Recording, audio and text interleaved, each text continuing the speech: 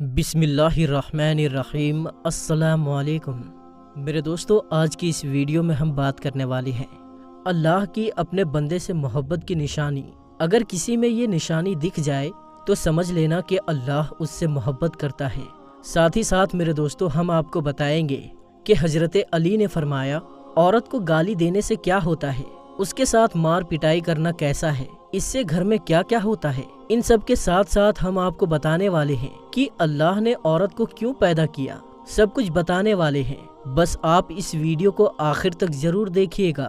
Video شروع کرنے سے پہلے اگر آپ ہمارے چینل پر پہلی بار آئے ہیں تو ہمارے چینل کو سبسکرائب کر لیجئے اور ساتھ ہی لگے بیل آئیکن کو ضرور دبا دیں۔ تو چلیے ویڈیو شروع کرتے ہیں۔ میرے دوستو، وہ کون سی نشانی ہے جس سے ہمیں پتہ چلے کہ اللہ ہم سے محبت کرنے لگا ہے؟ سب سے پہلی نشانی، اللہ پاک جس کو دین کی سمجھ عطا فرماتا ہے تو اسے اپنا محبوب بنا لیتا ہے، جس کو دین سے جوڑ دیتا ہے اسے اپنا پیارا بنا لیتا ہے۔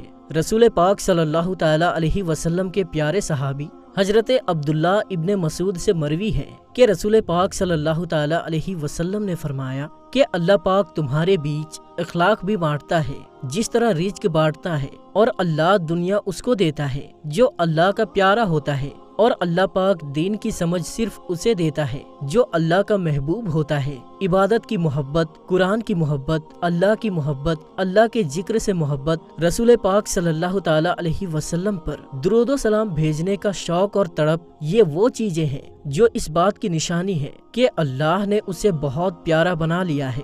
دوسری نشانی، رسول اللہ صلی اللہ تعالی علیہ وسلم نے فرمایا اللہ جب کسی کو پیارا بناتا ہے تو اس کی تھوڑی سی آزمائش بھی کرتا ہے، یعنی دیکھنا یہ چاہتا ہے کہ یہ بندہ میرے فیصلے پر راضی ہوتا بھی ہے یا نہیں۔ تو جو راضی ہو جائے اللہ پاک اسے دنیا میں بھی راضی کرتا ہے اور آخرت میں بھی راضی کرے گا، اور جو اس وقت بوکھلاہٹ کا شکار ہو جائے کہ یہ کیا ہو گیا میرے ساتھ، میں تو نماز بھی پڑھتا ہوں، قرآن پاک کی تلاوت بھی کرتا ہوں، پھر مجھے سر درد کیوں ہو رہا ہے، بخار کیوں آ گیا ہے، میں تو دین کا کاربند ہوں، پھر میرے ساتھ ایسا کیوں ہو رہا ہے؟ حالانکہ ایسا نہیں سوچنا چاہیے۔ حضرت بلال حبشی سے کسی نے پوچھا کہ آپ بڑی توحید کی باتیں کرتے ہیں تو آپ کو اتنی بری طرح سے مار کیوں پڑی ہے؟ تو آپ نے فرمایا کہ تم بھی تو بازار جا کر برتن خریدنے سے پہلے بجا کر دیکھتے ہو نا کہ مٹی صحیح طرح سے پکی ہے یا نہیں۔ تو بس اللہ نے بھی مجھے آزمایا تھا، اور میرے دوستو یہی وہ غلام تھا جس کا رنگ بھی کالا تھا، موٹے موٹے ہونٹ تھے،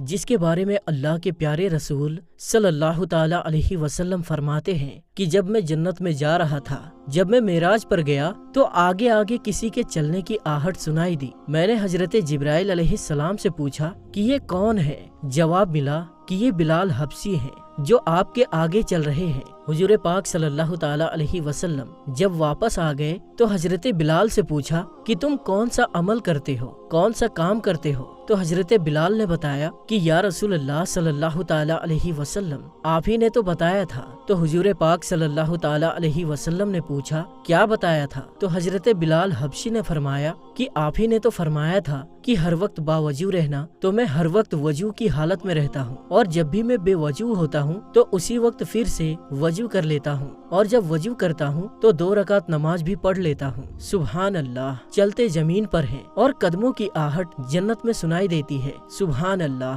تو آزمائش اللہ پاک کی محبت کی دوسری نشانی ہے۔ اس لیے اگر کوئی فکر یا پریشانی ہو تو اس کا یہ مطلب نہیں ہوتا کہ پتہ نہیں کہ مجھے کیا ہو گیا ہے، ایسا بالکل نہیں کہنا چاہیے۔ اللہ پاک اپنے پیاروں کو ہی آزماتا ہے۔ تیسری نشانی تو بہت ہی زیادہ خوبصورت نشانی ہے جس سے مجھے اور آپ کو پتہ چل سکتا ہے کہ اللہ پاک مجھ سے اور آپ سے راضی ہے، محبت کرتا ہے یا نہیں کرتا۔ تو وہ نشانی یہ ہے کہ اللہ پاک جب کسی بندے سے محبت کرتا ہے تو اس کی طرف خوبصورت بدلاؤ لاتا ہے۔ حدیث میں آتا ہے کہ جب اللہ پاک کسی سے محبت کرتا ہے تو اللہ پاک فرماتا ہے، آواز دیتا ہے جبرائیل علیہ السلام کو، اس کے بعد آسمانوں میں زلزلہ آ جاتا ہے اور سب فرشتے بے ہوش ہو جاتے ہیں، اور پھر جب اللہ کے حکم سے سب پھر ہوش میں آتے ہیں تو سب سے پہلے جبرائیل علیہ السلام کو اجازت ہوتی ہے۔ تو جبرائیل علیہ السلام سوال کرتے ہیں کہ ہمارے رب نے کیا فرمایا ہے، اور اس کے بعد خود ہی کہتے ہیں کہ اللہ نے جو بھی فرمایا ہوگا وہ حق فرمایا ہوگا۔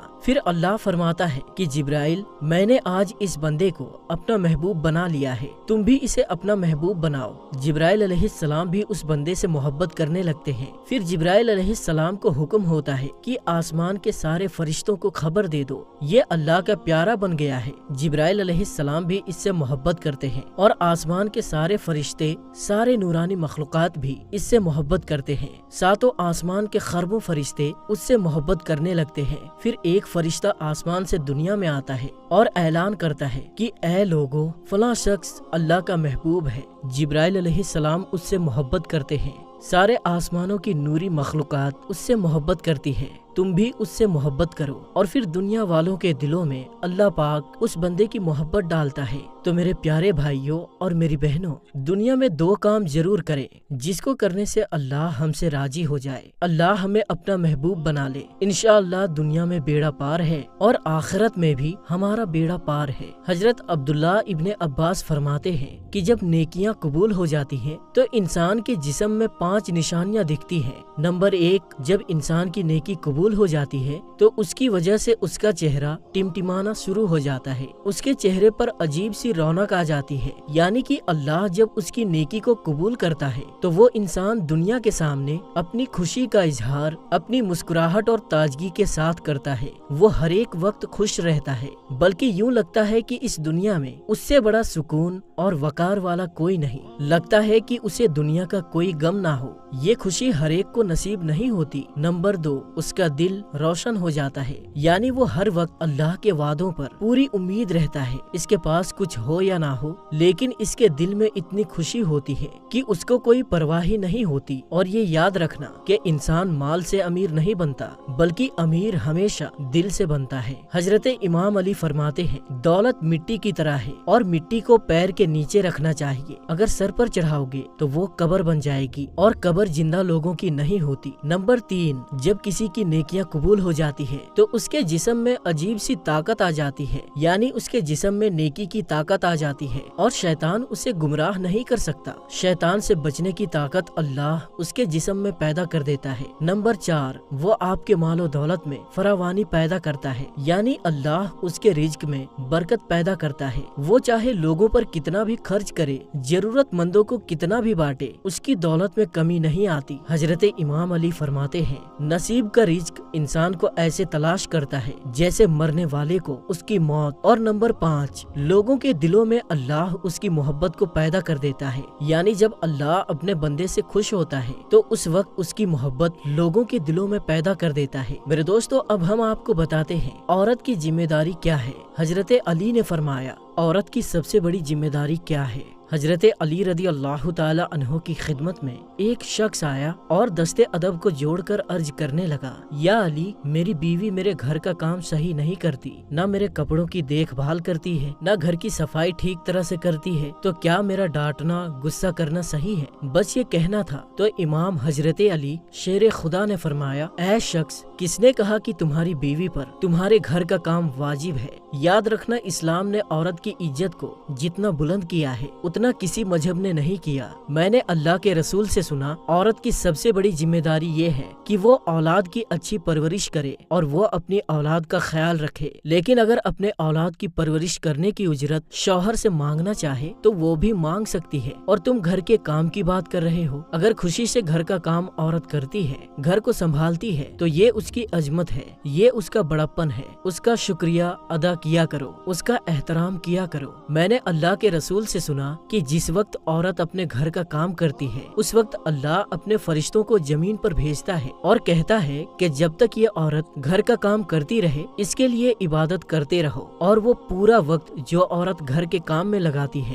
وہ اس کی عبادت میں شامل ہو جاتا ہے۔ یہ عورت کی عظمت ہے کہ وہ تمہارے گھر کو جنت بناتی ہے، تمہارے بچوں کو عظیم انسان بناتی ہے۔ لیکن اگر کوئی عورت پر ظلم کرے اور بار بار گھر کے کام کی وجہ سے اسے ٹوکتا رہے، اس پر ظلم کرتا رہے، تو روز محشر میں اللہ اس انسان کو گدھے کی شکل میں اٹھائے گا اور دوزخ کا ایک دروازہ ان لوگوں کے لیے کھولا جائے گا، اور یہ کہا جائے گا کہ یہ وہ انسان ہے جنہوں نے اپنی ہی عورتوں پر ظلم کیا، ان کو حقیر سمجھا، ان کو غلام سمجھا۔ تو میرے دوستو، اب ہم آپ کو بتاتے ہیں، حضرت علی نے فرمایا، گھر میں عورت کا رونا کیسا ہے؟ عورت औरत पर जुल्म करने की क्या सजा है। हजरत अली रास्ते से गुजर रहे थे, देखा कि एक शख्स अपनी बीवी पर जुल्म कर रहा था, तशद्दुद कर रहा था। हजरत अली उनके करीब गए और फरमाने लगे, ऐ शख्स, अल्लाह से डरो। तुम्हारी मुफलिसी, परेशानी और रिज्क में कमी की वजह ये है कि तुम्हारी बीवी तुम्हारे ही जुल्म के वक्त तुम्हारे ही घर में रोती है। मैंने अल्लाह के प्यारे महबूब रसूल पाक सल्लल्लाहु ताला अलैहि वसल्लम से सुना है कि जिस घर में औरतें रोती हैं, उस घर में रिज्क के फरिश्ते नहीं आते और यूं उस घर में रहने वाले मर्दों की रिज्क की राहें तंग होने लगती हैं और यूं वो परेशानी और मुफलिसी में गिरफ्तार हो जाते हैं। याद रखना, अल्लाह ने औलाद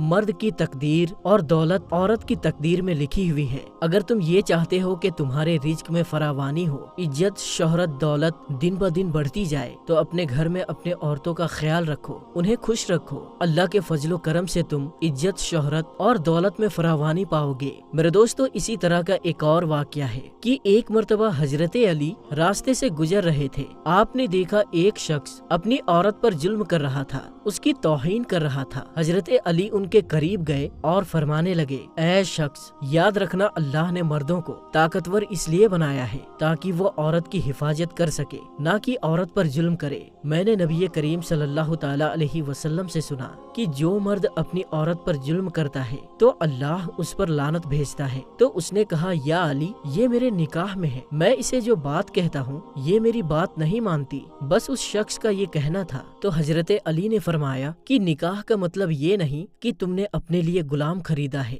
बल्कि निकाह का मतलब ये है कि तुमने अपनी नस्ल को बढ़ाने के लिए इस औरत से मदद तलब की है और तुम्हारे औलाद की अच्छी तरबियत के लिए इस औरत को चुना है। ऐ शख्स, जिससे मदद ली जाए उसको गुलाम नहीं समझते और जो तुम्हारी औलाद को परवान चढ़ाए उसे हकीर नहीं समझते, बल्कि उसका तो शुक्रगुजार करना चाहिए। याद रखना, औरत पर जुल्म करने का मतलब है औलाद की बगावत। आने वाले वक्त में औलाद इस औरत के जिस्म से तुम्हें नसीब होगी, उसके वजूद में तुम्हारे लिए बगावत ही बगावत लिखी होगी। तो मेरे दोस्तों, आज की इस वीडियो में बस इतना ही। मिलेंगे इंशाअल्लाह ताला फिर एक नई और अच्छी वीडियो के साथ। तब तक के लिए अस्सलाम वालेकुम, अल्लाह हाफिज।